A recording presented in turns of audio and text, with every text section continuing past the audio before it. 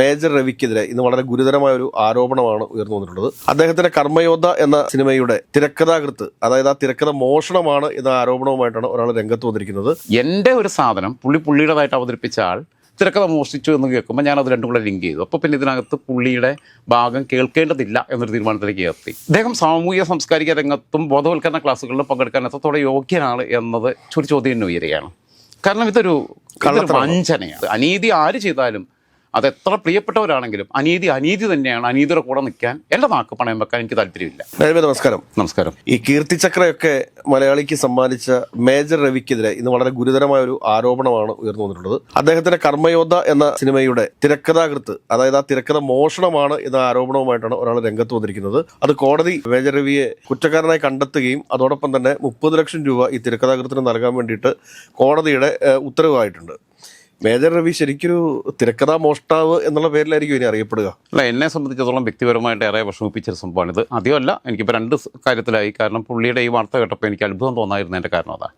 കഴിഞ്ഞ ഒരു 3 വർഷത്തിലേറെ വളരെ അടുത്ത ആത്മബന്ധവും സൗഹൃദവും ഒക്കെ പിന്നെ സൂക്ഷിക്കുകയും ഇടയ്ക്ക് അങ്ങോട്ടും ഇങ്ങോട്ടും വിളിച്ച് വിശേഷങ്ങൾ പറയുകയൊക്കെ ചെയ്തിരുന്ന ഒരാളാണ് മേജർ രവി ചേട്ടൻ. എനിക്ക് നല്ല ഇഷ്ടവും സ്നേഹവും ഒക്കെ ബഹുമാനമൊക്കെ ഉണ്ടായിരുന്നു. സിബിക്ക് അറിയാമല്ലോ, നമ്മൾ തന്നെ ഒരുമിച്ച് പ്രാവശ്യം ഞാൻ വിളിച്ചപ്പോൾ സിബിയും പണ്ടേ ഉള്ള ബന്ധമാണ്, പരിചയമാണ്.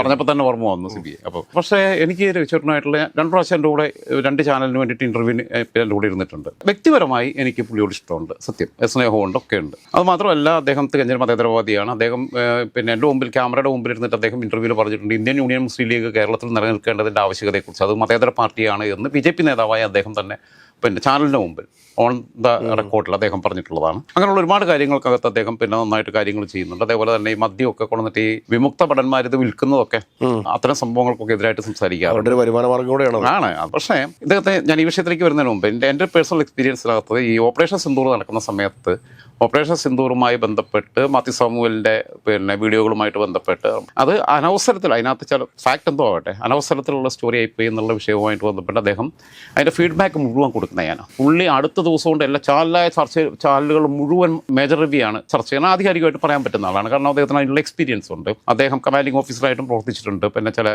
ഓപ്പറേഷനുകൾക്കകത്തൊക്കെ, പ്രത്യേകിച്ച് രാജീവ് ഗാന്ധിയുടെ ഘാതകരെയൊക്കെ പിടിക്കുന്നതുമായിട്ടൊക്കെ ബന്ധപ്പെട്ട സ്പെഷ്യൽ ഓപ്പറേഷൻ്റെയൊക്കെ അതിൻ്റെ പിന്നെ വിങ് കമാൻഡറായിട്ടൊക്കെ പ്രവർത്തിച്ചിട്ടുണ്ട്. ഒരുപാട് എക്സ്പീരിയൻസ് ഉണ്ട്. വാർഫീൽഡിലുള്ള എക്സ്പീരിയൻസ് ഉണ്ട്. അതേപോലെ തന്നെ രഹസ്യ സ്വഭാവമുള്ള ചില ഓപ്പറേഷനകത്ത് പിന്നെ വേഷം മാറിയിട്ടൊക്കെ പങ്കാളിയായിട്ടുണ്ട്. ഒക്കെ ഞാൻ അംഗീകരിക്കുന്നു. സിനിമകൾ മുഴുവൻ ആ ഒരു ആർമി ടച്ചിലുള്ള സാധനങ്ങളാണ് ചെയ്യുന്നത്.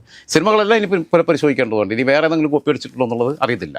കാരണം ഇതൊരു കോപ്പിയടി എന്ന് പറയുന്നത് അത്രയും കോടതി ശിക്ഷ വിധിക്കുകയും ചെയ്തല്ലോ. അപ്പം ഞാൻ പറയുന്നത് ഇതിനകത്ത് പിന്നീട് ഈ ടേംസ് തെറ്റുന്നത് ഈ പുള്ളി പിറ്റേന്ന് പോയിട്ട് എൻ്റെ അടുത്ത് ഇതെല്ലാം എടുത്തിട്ട് പിന്നെ പുള്ളി എന്തോ ഇൻവെസ്റ്റിഗേറ്റീവായിട്ട് ഇങ്ങനെ അന്വേഷിച്ച് കണ്ടെത്തിയ പോലെ പുള്ളിയുടെ ഒരു കൊച്ചായിട്ടാണ് ഇത് അവതരിപ്പിക്കുന്നത്.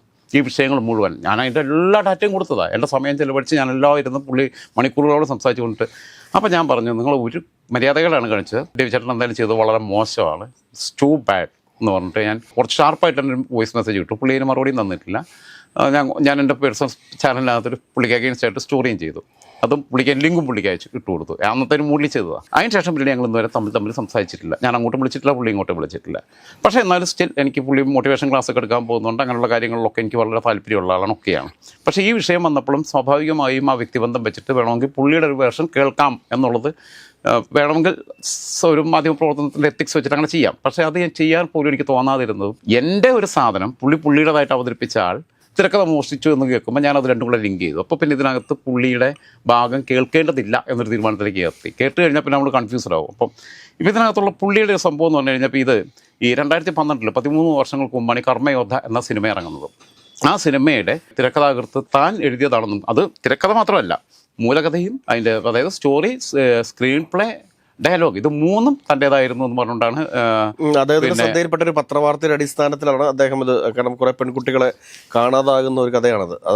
അല്ല, ഞാൻ പറഞ്ഞത് ഈ റെജി മാത്യു എന്ന് പറയുന്ന പിന്നെ ആൾ കോടതിയെ സമീപിച്ചത് അങ്ങനെയാണ് കേസുമായിട്ട് മുന്നോട്ട് പോകുന്നത്. ഈ കഥയും തിരക്കഥയും ഡയലോഗ്, ഈ സാധനം നിർമ്മാതാവിനെ എന്ന് കാണിക്കണം, പ്രൊഡ്യൂസറെ കാണിക്കാനാണെന്നും പറഞ്ഞാണ് ഇതിൻ്റെ സോഫ്റ്റ് കോപ്പി മേടിച്ച് പ്രിൻ്റ് ഔട്ട് എടുത്ത് പിന്നെ പോകുന്നത്. അതോ എഴുതിയത് അതിൻ്റെ ഒറിജിനൽ സാധനം തന്നെയാണോ കൊടുത്തതെന്ന് എനിക്കറിയത്തില്ല. അപ്പം പിന്നെ പുള്ളി ഇതും മേടിച്ചുകൊണ്ട് പോകുന്നു, നിർമ്മാതാവിനെ കാണിക്കാനാണെന്ന് പറഞ്ഞാൽ. എന്നിട്ട് ഓക്കെ ആണെന്നുണ്ടെങ്കിൽ 30 ലക്ഷം രൂപ പ്രതിഫലവും പറയുന്നു. ഇത് കൊണ്ടിട്ട് പിന്നെ പുള്ളിയുടെ ടൈറ്റിൽ കാർഡിനകത്ത് പോലും ഈ പാവത്തിൻ്റെ പേരില്ല. 30 ലക്ഷവും കൊടുത്തില്ല, 1 രൂപ പോലും കൊടുത്തില്ല. അയാളുടെ അധ്വാനമാണ് അയാൾ ഒരു കഥയും തിരക്കഥയൊക്കെ ഉണ്ടാക്കി വരണമെന്നുണ്ടെങ്കിൽ സംഭാഷണം എടുക്കണമെന്നുണ്ടെങ്കിൽ എത്ര കാലത്തെ പ്രയത്നമാണെന്ന് ആലോചിക്കണം. മനുഷ്യൻ്റെ സങ്കടം ആലോചിച്ച് നോക്കണം. ഉദയനാട് താരത്തിനകത്ത് മോഹൻലാലിന്റെ തിരക്കഥ ശ്രീനിവാസം മോഷ്ടിച്ചോണ്ട് പോകുന്നുണ്ടല്ലോ. അതെ, അതപ്പോൾ ആ രീതിയിലുള്ള സാധനമാണ് ഇതിനകത്ത്. ഉദയനാട് താരത്തിൻ്റെയൊക്കെ അത് മലയാള സിനിമയിൽ വ്യാപകമായി നടന്നിരുന്ന സംഭവം തന്നെയാണ്. പലരും അങ്ങനെ തന്നെ ചതി വഞ്ചനയൊക്കെ ഉണ്ടായിട്ടുണ്ട്. ഈ ശരത്ചന്ദ്രൻ എന്ന് പറയുന്ന ഒരു സംവിധായകൻ ഒരു പ്രാവശ്യം അദ്ദേഹം എഴുതിയൊരു തിരക്കഥ ആസിഫ് അലിക്ക് കൊടുത്തിട്ട് വർഷങ്ങളായി, പക്ഷെ അത് ഇന്ന് വരെ തിരിച്ചു കൊടുത്തിട്ടില്ല എന്ന് പറഞ്ഞുകൊണ്ട് നമ്മുടെ പ്ലാറ്റ്ഫോമിൽ തന്നെ ഒരു വർഷം മുമ്പ് പറഞ്ഞു. ഇപ്പോൾ കോട്ടയം കൊമേഴ്സ്യൽ കോർട്ടാണ് ഇതിനകത്ത് വിധി പുറപ്പെടുവിച്ചത്. അവർ പറഞ്ഞിട്ടുള്ള 2 കാര്യങ്ങൾ. ഒന്ന് 30 lakhs ഇയാൾക്ക് നഷ്ടപരിഹാരം കൊടുക്കണം, 2 കോപ്പിറൈറ്റ് ഇയാൾക്ക് കൊടുക്കണം എന്നുള്ളതാണ്. അതായത് മേലിൽ അത് ഉപയോഗിക്കാനുള്ള അവകാശം ഇയാൾക്ക് കൊടുക്കുകയാണ്. അവിടെ പ്രൊഡ്യൂസർക്ക് പോലും റോളില്ല എന്നുള്ള അവസ്ഥയിലേക്ക്. അതൊരു കാവ്യനീതിയാണ് കാലത്തിൻ്റെ എന്നും മാത്രമാണ് എനിക്ക് പറയാനുള്ളത്. പക്ഷേ ഇതിൽ ശ്രദ്ധിക്കേണ്ട ഒരു കാര്യം എന്ന് വെച്ചാൽ, ഒന്ന് മേജർ രവിചേട്ടനെ കുറിച്ച് പിന്നീട് ഇങ്ങനെ ഇരുന്ന് ഞാൻ ഈ വിഷയം കൂടെ വന്നപ്പോൾ അന്ന് തൊട്ട് ഞാനിങ്ങനെ ചിന്തിക്കുന്നതാണ്. ഇതിനകത്ത് ഇപ്പോൾ ഇദ്ദേഹം ഇതിൻ്റെ മുമ്പുള്ള സിനിമകൾ കൂടി പരിശോധിക്കണം, ഇനി അതിനെതിരെ പരാതി വരുമെന്നുള്ളത്. ഒന്ന് ഇദ്ദേഹം ശ്രദ്ധിക്കേണ്ടത്, ഇപ്പോൾ എമ്പുരാൻ്റെ വിവാദം വന്ന സമയത്ത് ഇദ്ദേഹം ആദ്യം എമ്പുരാൻ കണ്ടിട്ട് ഭയങ്കര നല്ല അഭിപ്രായം പറഞ്ഞു. അടുത്ത ദിവസം കഴിഞ്ഞപ്പോൾ 2 ദിവസം കഴിഞ്ഞപ്പോൾ സംഘപരിവാർ ടീമൊക്കെ ഇതിനെതിരായിട്ട് തിരിഞ്ഞപ്പോൾ പുള്ളി പ്ലേറ്റ് മാറ്റി. പുള്ളി പിന്നെ പറഞ്ഞതെന്താ, മോഹൻലാൽ സിനിമയുടെ സ്ക്രിപ്റ്റ് വായിച്ചിട്ടില്ല. എന്തൊരു അപമാനിക്കല മോഹൻലാൽ. അതായത് ആരെങ്കിലും എന്തെങ്കിലും പറഞ്ഞാൽ ഉടനെ സിനിമയ്ക്ക് കമ്മിറ്റ് ചെയ്യുന്ന പൊട്ടനാണെന്നല്ലേ വരുത്തി തീർത്തേ.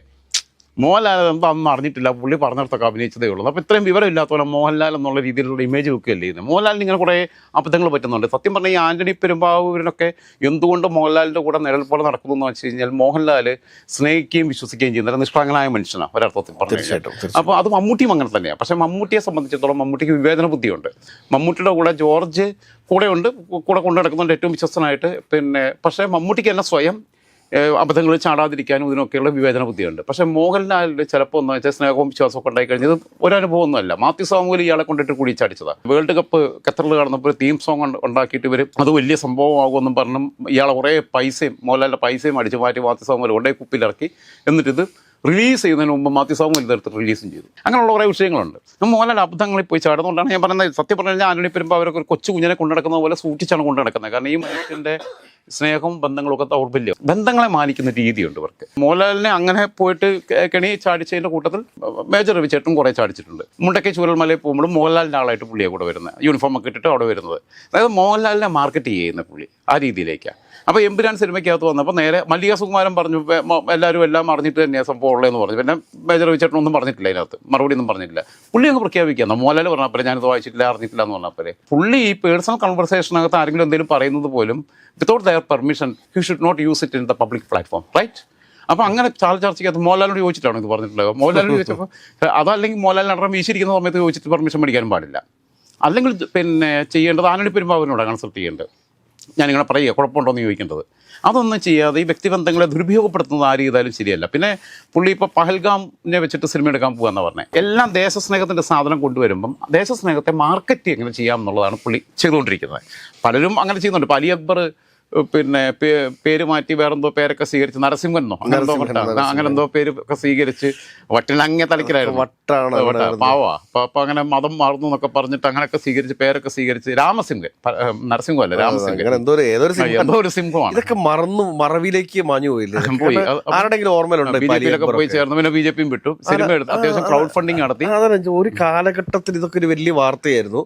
അതിനുശേഷം ഇതൊക്കെ മറവിയിലേക്ക് പോകുമല്ലേ? അല്ല, ഈ ഉടായ്പൊന്നും എല്ലാ കാലത്തും പോകാൻ പറ്റത്തില്ല. അയാളത് ഉടായിപ്പാന്ന് ഞാൻ പറയുന്നില്ല, അയാൾ പാവമാണ്. പക്ഷേ എന്താണെന്ന് വെച്ച് കഴിഞ്ഞാൽ ഇങ്ങനെ ഒരു പ്രതിഷേധത്തിന്റെ ഭാഗമായിട്ട് അങ്ങനെ പോയല്ല. ഇപ്പം വാര്യംകുന്നന്റെ യഥാർത്ഥ ചിത്രമല്ല ഈ സിനിമയ്ക്കകത്ത് വന്നതെന്നുള്ളതിനകത്ത് യാതൊരു സംശയവും ഇല്ല. 1921 എന്ന് പറയുന്ന IV ശശി എടുത്തിട്ടുള്ള സിനിമയ്ക്കകത്തും വാര്യംകുന്നനെ ഗ്ലോറിഫൈ ചെയ്ത് അവതരിപ്പിച്ചതിനകത്ത് ചരിത്രപരമായ അവാസ്തവങ്ങളുണ്ട്, വസ്തുതാവിരുദ്ധമായിട്ടുള്ള കാര്യങ്ങളാണ് കൊണ്ടുവന്നിട്ടുള്ളത് അഭിപ്രായം എനിക്കുള്ളത്. ഇതിനകത്ത് ഏറ്റവും കൃത്യമായിട്ട് റെഫർ ചെയ്യേണ്ടത് AP അഹമ്മദ് ഇതിനെക്കുറിച്ച് പല തവണ സാംസ്കാരിക പ്രഭാഷകനായിട്ടുള്ള AP അഹമ്മദ് പല തവണ പല കാര്യങ്ങളെടുത്ത് ഉദ്ധരിച്ചുകൊണ്ട് പറഞ്ഞിട്ടുണ്ട്. അപ്പോൾ സിനിമയാകുമ്പോൾ അങ്ങനെയൊന്നുമല്ല, നമുക്ക് പല രീതിയിലെടുക്കാം. ഇപ്പോൾ വടക്കൻ വീരഗാഥയ്ക്കകത്ത് ചതിയൻ ചന്തുവിനെ നായകനായിട്ടും തച്ചോളി ഉദയനെ പ്രതിനായകനായിട്ടും അവതരിപ്പിക്കുന്ന രീതിയിൽ നമുക്ക് എങ്ങനെയും വേണമെങ്കിലാക്കാം. അത് ഓരോ ക്രാഫ്റ്റ് എന്ന് പറയുന്നത് അത് തന്നെയാണ്. അപ്പം അങ്ങനെ അവതരിപ്പിക്കാൻ പറ്റുന്നത്, അതിനകത്തൊന്നും ഞാൻ കുറ്റം പറയുന്നില്ല. പക്ഷേ പുള്ളിയെ സംബന്ധിച്ചിടത്തോളം പുള്ളി ചെയ്യുന്ന സിനിമകൾക്കകത്ത് ഓരോന്നും എടുത്തു നോക്കണം. ഇപ്പം കാശ്മീർ തീവ്രവാദത്തിൻ്റെ കഥയാണ് പറഞ്ഞത് കീർത്തിചക്ര. അങ്ങനെ ഓരോ സിനിമകളാണെങ്കിലും ഓരോ സിനിമയിലൂടെ അദ്ദേഹം മേഘം എന്ന് പറഞ്ഞ സിനിമയിലൂടെ അഭിനയ രംഗത്തെത്തിയിട്ടുണ്ട്. പ്രിയദർശൻ്റെ സിനിമയിലൂടെ ഇദ്ദേഹം വോളണ്ടറി റിട്ടയർമെൻറ്റ് എടുത്തിട്ടുണ്ട്. സൈനിക് സ്കൂളിലാണ് പഠിച്ചത് തന്നെ. അങ്ങനെ 17-ാം വയസ്സിൽ ആർമിയുടെ ഭാഗമായിട്ട് ചേർന്നതാണ്. പിന്നീടാണ് അദ്ദേഹം പല ഓപ്പറേഷനുകളിലും വളരെ പ്രധാനപ്പെട്ട പങ്കുവഹിച്ചത്. പിന്നെ 91, 92 വർഷങ്ങളിലൊക്കെ അദ്ദേഹത്തിന് രാഷ്ട്രപതിയുടെ ഗോൾഡൻ മെഡൽ കിട്ടിയിട്ടുണ്ട്. അതേപോലെ തന്നെ ഓപ്പറേഷൻ 18 ജാക്ക് ടു ക്യാപ്ചർ അതിൻ്റെ ഡയറക്ടറായിട്ട് പ്രവർത്തിച്ചിട്ടുണ്ട്. 21 വർഷം സൈന്യത്തിലുണ്ടായിരുന്നു. 96 VRS എടുത്താണ് പിരിഞ്ഞത്. അദ്ദേഹം പിന്നീട് സാമൂഹിക സാംസ്കാരിക രംഗത്തൊക്കെ കടന്നു വരുന്നു. അതിലൊക്കെ ഇറ്റ്സ് ഫൈൻ. പക്ഷേ അദ്ദേഹം സാമൂഹിക സാംസ്കാരിക രംഗത്തും ബോധവൽക്കരണ ക്ലാസ്സുകളിലും പങ്കെടുക്കാൻ എത്രത്തോടെ യോഗ്യനാണ് എന്നത് ഒരു ചോദ്യം ഉയരുകയാണ്. കാരണം ഇതൊരു വഞ്ചനയാണ്. അതുമല്ല, ബാക്കി എന്തെങ്കിലും മോഷ്ടിക്കുന്ന പോലെയല്ല. ഒരു കാറ് മോഷ്ടിച്ചുകൊണ്ട് പോകുന്ന പോലെയോ ഒരു ബൈക്ക് മോഷ്ടിച്ചുകൊണ്ട് പോകുന്ന പോലെയോ അല്ലെങ്കിൽ ഒരുത്തന്നെ പോക്കറ്റ് അടിക്കുന്ന പോലെയുള്ള പരിപാടിയല്ല ഇത്. ജീവിതമാണ് അവൻ്റെ സ്വപ്നമാണ്. അതാണ് തകർക്കുന്നത്. അതിനെടുത്ത് മറ്റപ്പം നിസ്സഹായതയോടെ നോക്കിക്കേണ്ടി വരുന്നത്. പിന്നെ ഈ റെജി എന്ന് പറയുന്ന തിരക്കഥാകൃത്തിനോടൊന്നും മാത്രമല്ല, മലയാള സിനിമാ രംഗത്ത് പ്രവർത്തിക്കുന്നവരെല്ലാം കാലത്തിനനുസരിച്ച് സഞ്ചരിക്കണം. അവർ അപ്ഡേറ്റഡ് ആവണം. അവർ പുതിയ കാലത്ത് ആണ് ജീവിക്കുന്നത്. 2012 അങ്ങേരെ പൊട്ടൽ നയം പറയുക. അന്നൊക്കെ ഇൻ്റർനെറ്റും മെയിലും ഒക്കെ ഉള്ള കാലമാണ് ഈ സംഭവം. ഓക്കെ, പിന്നെ അവർക്ക് പിന്നെ സോഫ്റ്റ് കോപ്പി വേണമെന്നുണ്ടെങ്കിൽ പ്രിൻ്റ് ഔട്ട് വേണമെന്നുണ്ടെങ്കിൽ പ്രിൻ്റ് എടുത്ത് കൊടുക്കട്ടെ. പക്ഷേ അത് കൊടുക്കുന്നതിൻ്റെ കൂടെ ഇനിയിപ്പോൾ കൈകൊണ്ട് എഴുതിയതാണെന്നുണ്ടെങ്കിൽ അത് കോപ്പി എടുത്ത് കൊടുക്കുമ്പം വേറെ സെറ്റ് സ്കാൻ ചെയ്തിട്ട് ബൈ മെയിലിലും കൂടെ അയച്ച രേഖയായിരുന്നു. സെയിം ദിവസം തന്നെ മെയിലിൽ അയച്ചിട്ടേക്കുക. ഒരു സെപ്പറേറ്റ് ഫോൾഡറിലോട്ട് മാറ്റിയിട്ടാൽ മതി. മെയിലിൽ അയച്ച രേഖ അത് ഏത് സമയത്തും ഇത്രയും വർഷം പോലും കേസ് നിങ്ങളത് തെളിയിക്കാൻ പറ്റും. അയച്ചതിന് തെളിവുണ്ട്. അതുമായി ബന്ധപ്പെട്ട നിർമ്മാതാവ് ആരാണെന്ന് വെച്ച് കഴിഞ്ഞാൽ അയാൾക്ക് അല്ലെങ്കിൽ ബാക്കിയുള്ളവർ കൂടെ കോപ്പി ചെയ്ത് ഇടുകയാണെന്നുണ്ടെങ്കിൽ തന്നെ, അല്ലെങ്കിൽ ഇയാളുടെ തന്നെ ഏറ്റവും വിശ്വസ്തരായ ഒന്നുണ്ട് സുഹൃത്തുക്കൾക്ക് അല്ലെങ്കിൽ സ്വന്തം ഭാര്യയ്ക്കോ അല്ലെങ്കിൽ മക്കൾക്കോ ആർക്കെങ്കിലും CCയും കൂടെ ചെയ്തിട്ട് കഴിഞ്ഞാൽ എല്ലാ കാലത്തും തെളിവാണ്. നാളെ നമ്മൾ മരണപ്പെട്ടാലും തെളിവാണിത് കൊടുത്തെന്നുള്ളതിൻ്റെ. പ്രഥമ ദൃഷ്ടിയെ തന്നെ കേസെടുക്കാൻ പറ്റും. ഇത്രയൊന്നും നിയമ പോരാട്ടത്തിലേക്ക് പോകണ്ട. അപ്പോൾ അതിനുള്ള കോമൺ സെൻസ് സിനിമാ മേഖലയിലുള്ളവർ ഇനി കാണിക്കണം എന്നുള്ളതാണ് എനിക്ക് പറയാനുള്ളത്. കാരണം ഇത്തരം അബദ്ധങ്ങളും കഥകളും ഒരുപാട് ചതിയുടെ വഞ്ചനയുടെയും പിന്നെ കണ്ണീരിൻ്റെയും കഥകൾ സിനിമയ്ക്കകത്ത്, ശരിക്കും സിനിമയ്ക്കകത്ത് കിടക്കുന്ന ചതിയുടെ കഥയെക്കുറിച്ച് ഒരു സിനിമ എടുത്താൽ അത് ഉദയനാണ് താരത്തിനേക്കാളൊക്കെ അപ്പുറം പോകുന്നുണ്ട്. എത്രയോ പേര് ചിലപ്പോൾ ആത്മഹത്യ ചെയ്തു പോകത്തില്ല മനുഷ്യൻ, ഡിപ്രഷനിലേക്ക് പോയിട്ട്. കാരണം നോക്കി നിൽക്കുക നിസ്സഹായനായിട്ട്. നമ്മളൊരു കഥയും തിരക്കഥയും വേറൊരാളെടുത്ത് കൊണ്ടുപോയിട്ട് നമ്മളെടുത്ത എഫേർട്ടെല്ലാം പിന്നെ അയാളുടെ പേര് ടൈറ്റിൽ കാർഡിൽ പോലും പേര് വെച്ചില്ല. 30 ലക്ഷം കൊടുക്കാതിരുന്നോ പോട്ടെ, ഇതിൻ്റെ ക്രെഡിറ്റെങ്കിലും അയാൾ കൊടുക്കണ്ടേ. അപ്പം അങ്ങനെ ചെയ്യുന്ന ഒരു മനുഷ്യൻ്റെ മനസാക്ഷി എത്രത്തോളം ക്രൂരമാണ് എന്നത് ബോധ്യത്തിൽ നിന്ന് ഞാനതുകൊണ്ട് അദ്ദേഹത്തെ വിളിക്കാതിരുന്ന അത്തരം പിന്നെ എന്താ പറയുക, ഇതിനകത്ത് അനീതി ആര് ചെയ്താലും അതെത്ര പ്രിയപ്പെട്ടവരാണെങ്കിലും അനീതി തന്നെയാണ്. അനീതിയുടെ കൂടെ നിൽക്കാൻ എൻ്റെ നാക്ക് പണയം വെക്കാൻ എനിക്ക് താല്പര്യമില്ല.